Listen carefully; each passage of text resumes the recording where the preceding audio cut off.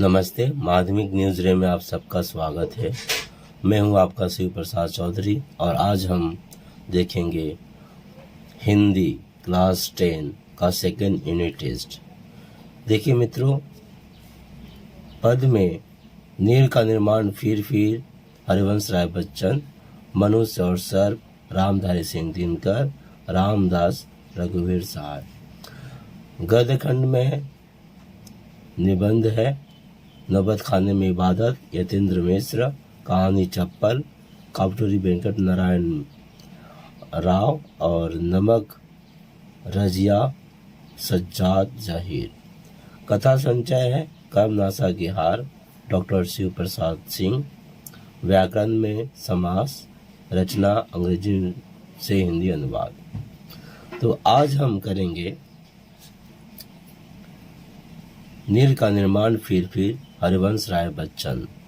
पहला है नील का निर्माण फिर हरिवंश राय बच्चन। तो पहले हम इसका पाठ करेंगे, इसके बाद इसका MCQ बहुविकल्पीय प्रश्न, फिर एक वाक्य वाले प्रश्न, फिर लाइनिंग प्रश्न, बड़े प्रश्न। तो एक एक करके पूरा का पूरा हम इस पाठ को करने जा रहा हूँ। नील का निर्माण फिर सेकंड यूनिट टेस्ट के लिए। चलिए शुरुआत करते हैं। और एक बात, इसे अच्छी तरह से तैयारी कर लेंगे तो आपका माध्यमिक का भी फाइनल का भी हो जाएगा। खैर शुरुआत करते हैं। नील का निर्माण फिर हरिवंश राय बच्चन। हरिवंश राय बच्चन द्वारा रचित कविता नील का निर्माण फिर। नील का निर्माण फिर का वाचन। नील का निर्माण फिर नेह का आह्वान फिर। बह उठी आंधी की नभ में छा गया सहसा अंधेरा, धूली धूसर बादलों ने भूमि को इस भांति घेरा। रात सा दिन हो गया, फिर रात आई और काली, लग रहा था अब न होगा इस निशा का फिर सवेरा। रात के उत्पात भय से भीत जन जन भीत कण कण, किंतु प्राची से उषा की मोहनी मुस्कान फिर। नील का निर्माण फिर नेह का आह्वान फिर। बह चले झोंके कि कांपे भीम कायावान भूधर, जड़ समेत उखड़ पुखड़ कर गिर पड़े टूटे विटपवर। हाय तिनको से विनिर्मित घोंसलों पर क्या न बीती, डगमगाए जबकि कंकड़ ईंट पत्थर के महल पर। बोल आशा के विहंगम किस जगह पर तू छिपा था, जो गगन पर चढ़ उठाता गर्भ से निज वक्ष फिर। नील का निर्माण फिर नेह का आह्वान फिर। क्रुद्ध नभ के वज्रदंतों में उषा है मुस्कुराती, घोर गर्जन में गगन के कंठ में खग पंक्ति गाती। एक चिड़िया चोंच में तिनका लिए जो जा रही है, वह सहज में ही पवन 49 को नीचा दिखाती। नाश के दुख से कभी दबता नहीं निर्माण का सुख, प्रलय की निस्तब्धता से सृष्टि का नवगान फिर। नील का निर्माण फिर नेह का आह्वान फिर। अब हम प्रश्नोत्तर में आते हैं। विकल्प धर्मी प्रश्न। प्रश्नोत्तर कड़ी का पहला हिस्सा। और हाँ, अगर आप चाहते हैं कि इन सब का उत्तर सहज में ही आप दे दें तो इसके लिए आपको कवि परिचय पढ़ लेना चाहिए और साथ ही नीड़ का निर्माण फिर कविता को कंठस्थ कर लेना है। अगर आप कंठस्थ कर लेते हैं, याद कर लेते हैं, तो आप आसानी से सहज ही सारे प्रश्नों का उत्तर दे पाएंगे। देखिए मैं प्रश्न उत्तर बता रहा हूँ, अभी आपको समझ में आ जाएगा आप कितना दे पा रहे हैं कितना नहीं। अच्छा, क्या आप यह नहीं जानना चाहेंगे कि नीड़ का निर्माण फिर कविता से 2017, 18, 19, 20 में कौन कौन से प्रश्न आए थे, किस तरह के प्रश्न आए थे, कितने मार्क्स के आए थे? तो चलिए मैं दिखाता हूँ, उम्मीद आपको दिखाई दे रहा होगा। नीड़ का निर्माण फिर हरिवंश राय बच्चन। विकल्प वाले प्रश्न आए थे 2017 में, 18 में, 19 में और 20 में। जो मैं बता रहा हूँ विकल्प वाले प्रश्न एमसीक्यू है।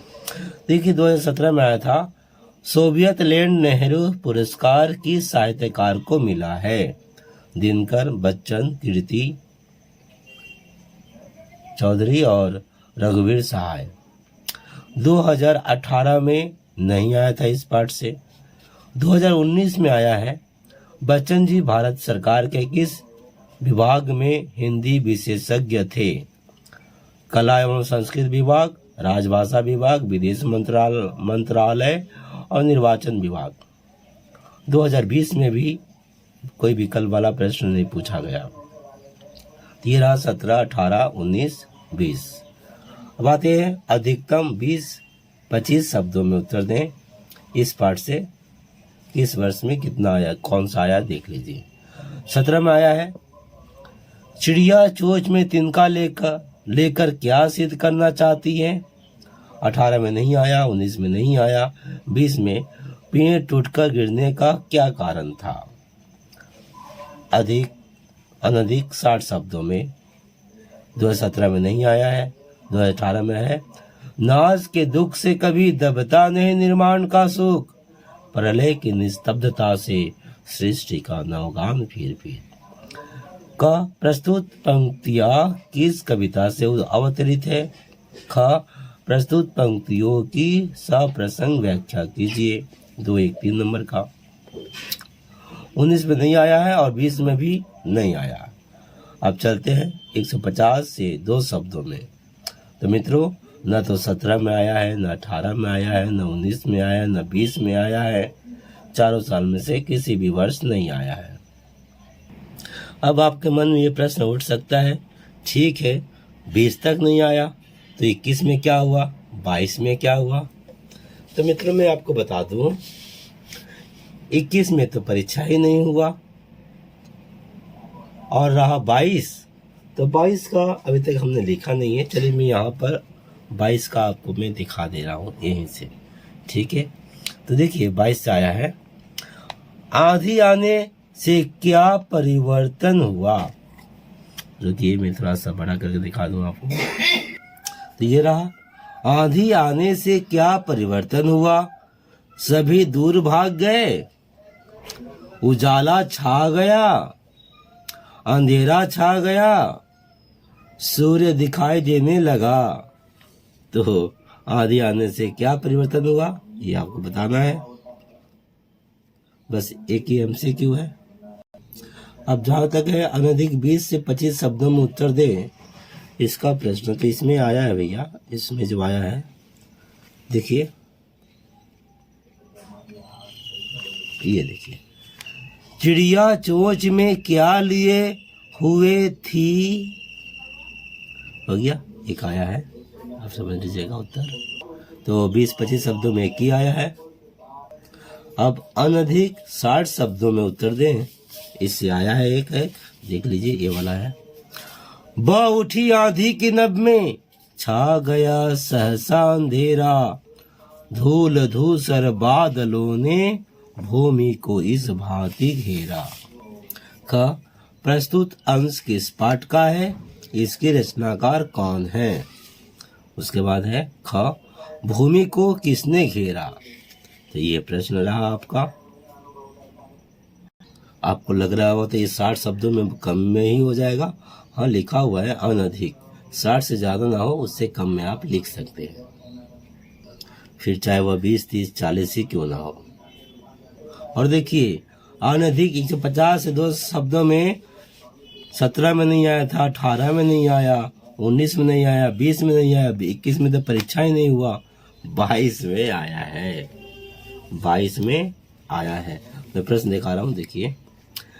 नीर का निर्माण फिर पाठ की सार्थकता स्पष्ट करते हुए सृष्टि के प्रति कवि की भावनाओं को स्पष्ट कीजिए। देख रहे हैं, तो ये प्रश्न आया है 5 मार्क्स का। इस तरह से 2017 से लेकर 2022 तक आप जा रहे थे इसमें परीक्षा देने, जो भी प्रश्न इस पाठ से आए हैं वो सब हमने आपके सामने रख दिया। धन्यवाद।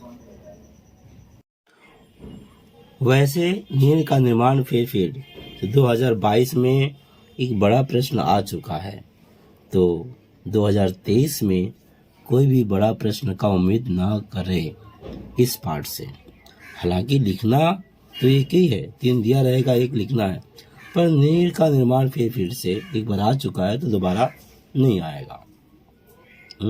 यही मानकर चले, 23 में नहीं आएगा इस पाठ से, लेकिन यूनिट टेस्ट में पूछा जा सकता है। इसलिए मैं आपको, अगर आपको करना है तो मैं एक बड़ा प्रश्न का उत्तर कर दे रहा हूँ, इससे आप कोई भी प्रश्न का उत्तर लिख सकते हैं। यह प्रश्न है, नीर का निर्माण फिर कविता में निहित संदेश को स्पष्ट कीजिए। उम्मीद है आपको दिखाई दे रहा होगा, थोड़ा सा बड़ा कर सकता हूं मैं।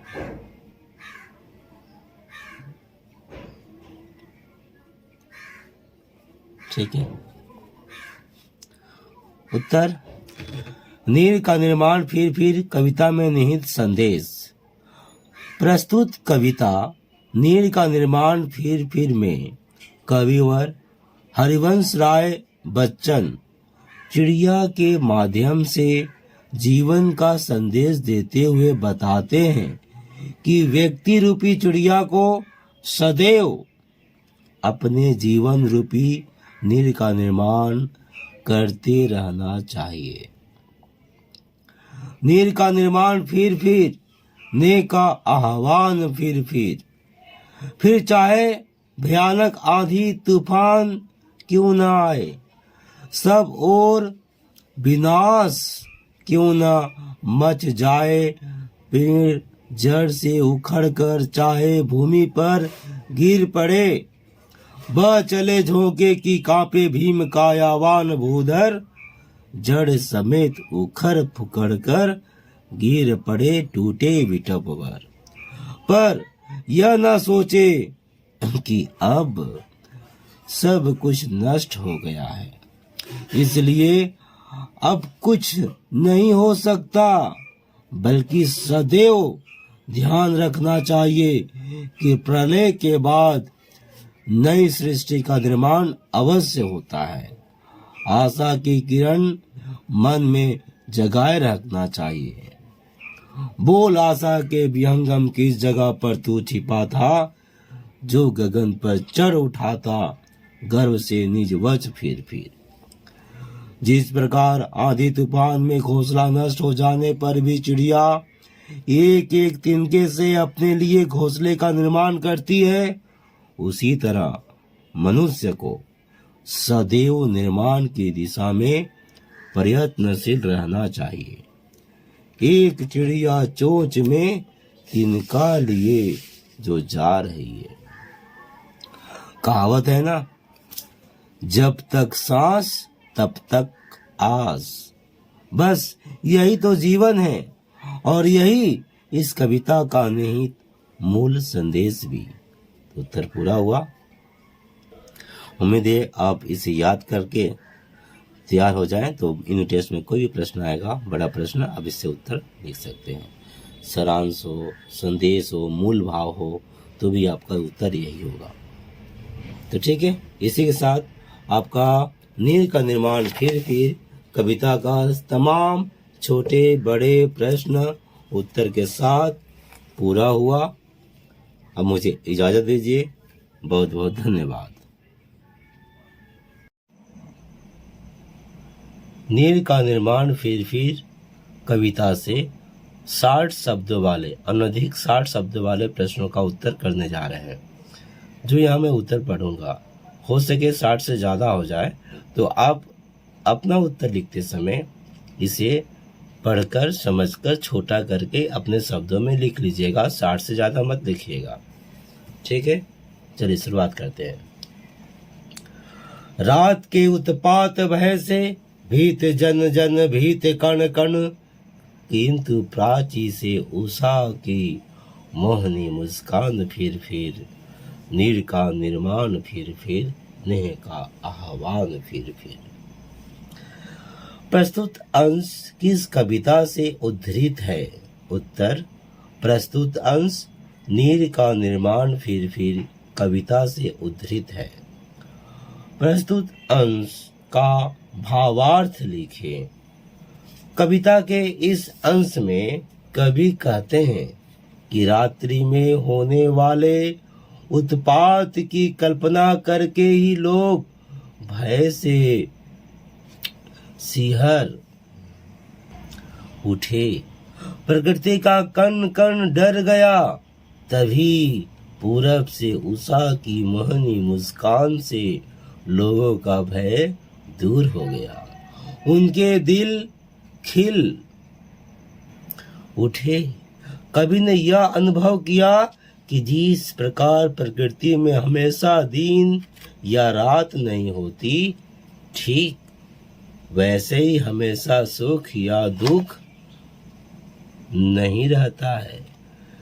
इनके आने जाने का क्रम तो लगा ही रहता है। अगर एक बार नीड़ उजड़ भी गया तो क्या हमें स्नेह और प्रेम का सहारा लेकर उसका निर्माण फिर से करने में जुट जाना चाहिए। अगला प्रश्न है, बोल आशा के विहंगम किस जगह पर तू छिपा था, जो गगन पर चढ़ उठा था गर्व से निज वक्ष फिर। रचनाकार का नाम लिखें। प्रस्तुत अंश के रचनाकार हरिवंश राय बच्चन हैं। भावार्थ, पद्यांश का भावार्थ लिख स्पष्ट करें।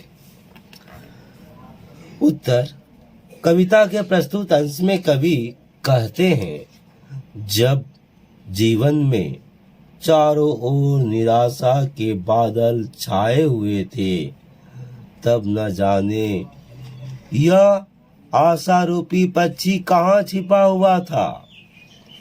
यही वह पक्षी है जो आकाश की ऊंचाइयों पर गर्व से अपना सीना ताने इस विषम परिस्थिति में खड़ा रहता है। यह आशा रूपी पक्षी ही है जो हमें यह संदेश देता है कि विषम परिस्थितियों से न घबराकर हमें पुनः जीवन को संवारने में लग जाना चाहिए और इस जीवन रूपी नीड़ का निर्माण केवल और केवल स्नेह के तिनके से ही किया जा सकता है। अगला प्रश्न है, एक चिड़िया चोंच में तिनका लिए जो जा रही है, वह सहज में ही पवन 49 को नीचा दिखाती। प्रस्तुत अंश के कवि का नाम लिखें। प्रस्तुत अंश के कवि हरिवंश राय बच्चन हैं। प्रस्तुत अंश में निहित भावों को स्पष्ट करें। कविता के इस अंश में बच्चन जी ने हमें यह संदेश देना चाहा है कि संसार में जीवन जीने में आशा और आत्मबल की बहुत बड़ी भूमिका है। आशा और आत्मबल के सहारे एक छोटी सी चिड़िया विनाश के बाद भी चोंच में तिनका दबाकर फिर से नीड़ के निर्माण में लग जाती है। उसके साहस और उसकी आशा के सामने शक्तिशाली पवन भी नहीं ठहर पाता। चिड़िया उसे भी नीचा दिखाती है। अगला प्रश्न है, नाश के दुख से कभी दबता नहीं निर्माण का सुख, प्रलय की निस्तब्धता से सृष्टि का नवगान फिर नीर का निर्माण फिर नेह का आह्वान फिर। प्रस्तुत पंक्तियां किस कविता से अवतरित है? प्रस्तुत पंक्तियां नीर का निर्माण फिर कविता से अवतरित है। प्रस्तुत पंक्तियों की सप्रसंग व्याख्या कीजिए। कविता के इस अंतिम अंश में कवि बच्चन ने हमें यह संदेश देना चाहा है कि नाश के निर्माण के बीज छिपे होते हैं। इसलिए हमें प्रकृति को विनाश लीला से घबराना नहीं चाहिए। नाश के दुख से कभी भी निर्माण का काम नहीं रुकता। जब विनाश लीला से प्रकृति स्तब्ध रह जाती है, कहीं कोई आवाज नहीं सुनाई देती, सब और निस्तब्धता छा जाती है, तो सृष्टि का संगीत प्रारंभ होता है। इसलिए हमें प्रकृति से सीख लेकर नव निर्माण में लग जाना चाहिए और प्रेम के आह्वान को दोहराते रहना चाहिए।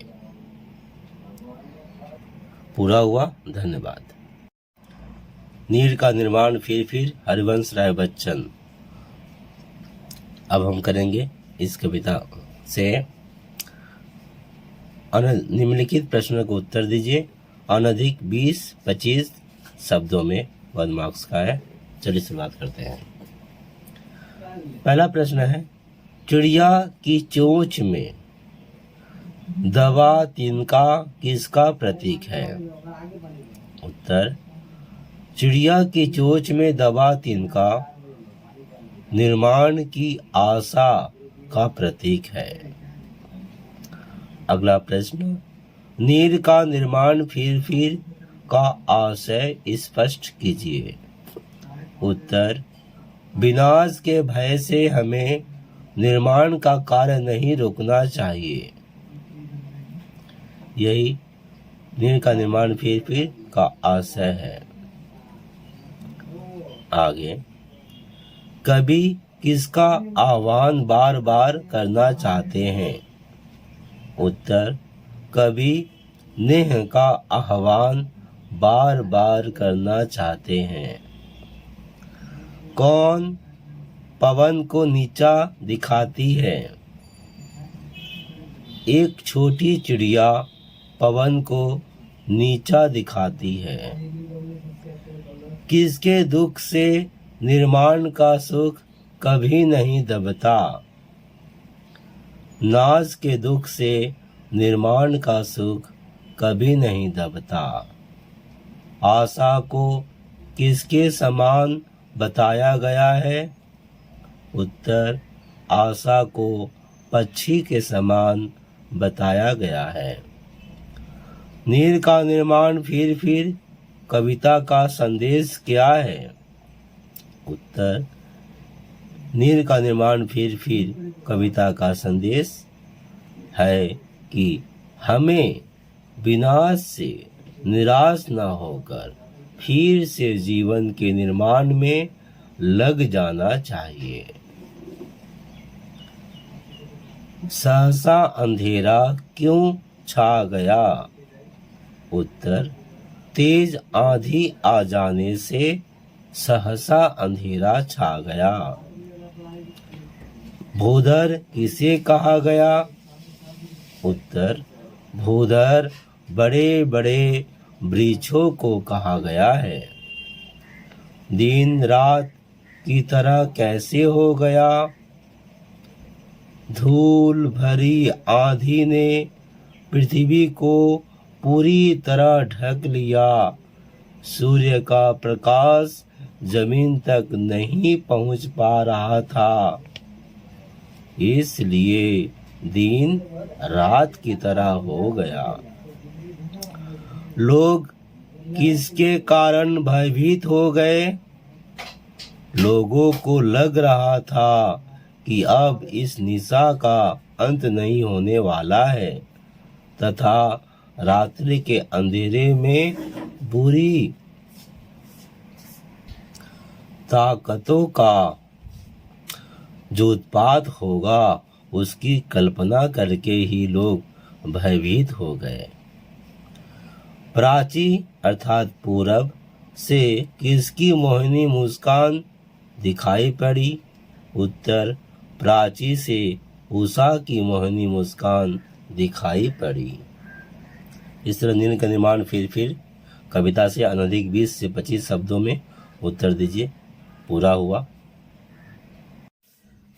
नील का निर्माण फिर हरिवंश राय बच्चन। बच्चन जी को दो चट्टानें कृति पर कौन सा पुरस्कार मिला? नोबेल पुरस्कार, मंगला प्रसाद पारितोषिक, सरस्वती पुरस्कार, साहित्य अकादमी पुरस्कार। उत्तर, साहित्य अकादमी पुरस्कार।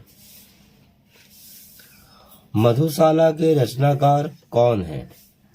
बच्चन, राम नरेश त्रिपाठी, कृति चौधरी, अनामिका।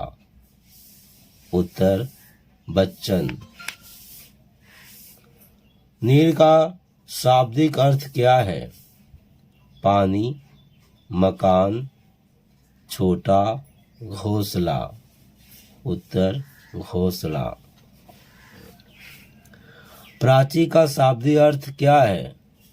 उत्तर, दक्षिण, पूरब, पश्चिम। उत्तर, पूरब। प्राची का शाब्दिक अर्थ पूरब है। अगला, किसके कारण प्रकृति में निस्तब्धता छा गई? कवि के कारण, रात्रि के कारण, क्रुद्ध नभ के कारण, प्रलय के कारण। उत्तर, प्रलय के कारण। किसके कंठ में चिड़िया गाती है? कवि के, महल के, गगन के, सृष्टि के। उत्तर, गगन के कंठ में चिड़िया गाती है। भूमि को किसने घेरा? काल, दुख, रात्रि, धूली धूसर बादल। धूली धूसर बादल ने भूमि को घेरा। आशा को किसके समान बताया गया है? विहंगम, पर्वत, रात्रि, गगन। आशा को विहंगम के समान बताया गया है। खग पंक्ति कहाँ गाती है? वज्रदंतों के बीच, गगन के बीच, गगन के कंठ में, नीड़ में। उत्तर, गगन के कंठ में खग पंक्ति गाती है। भयंकर झंझावत और तूफान में भी कौन अडिग रहा?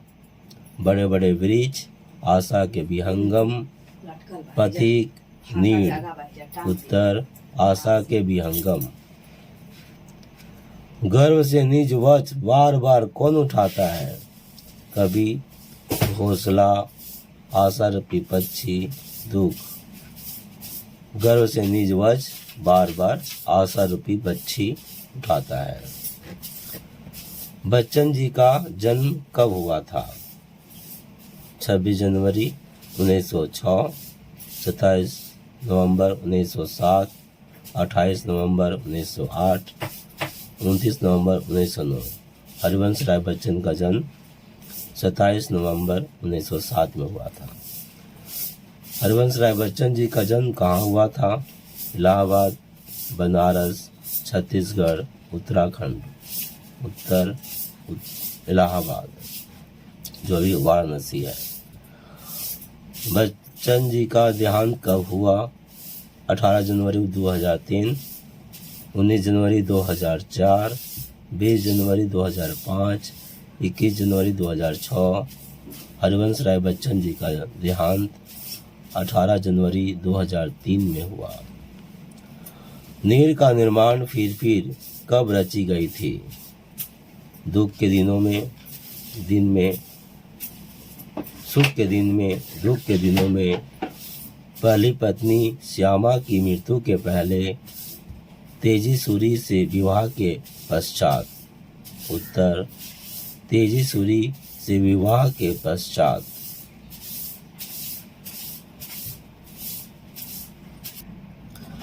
बच्चन जी बार बार किसका आह्वान करते हैं? नीर का, रात्रि का, भीत जन का, नेह का। उत्तर नेह का बार बार आह्वान करते हैं। नीर का निर्माण फिर किस प्रकार की कविता है? आशावादी, निराशावादी, विध्वंस मूलक, भाग्यवादी। उत्तर आशावादी। किस कवि को हिंदी का वायरन माना जाता है? उत्तर विकल्प रघुवीर सहाय, पंत, बच्चन, कैलाश गौतम। हरिवंश राय बच्चन को हिंदी का वायरन माना जाता है।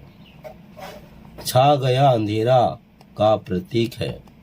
रात का आगमन, सूर्यास्त की बेला, घोर निराशा का आगमन, असमंजस की स्थिति। उत्तर घोर निराशा का आगमन। तो इसी के साथ बहुविकल्पीय प्रश्न पूरा हुआ।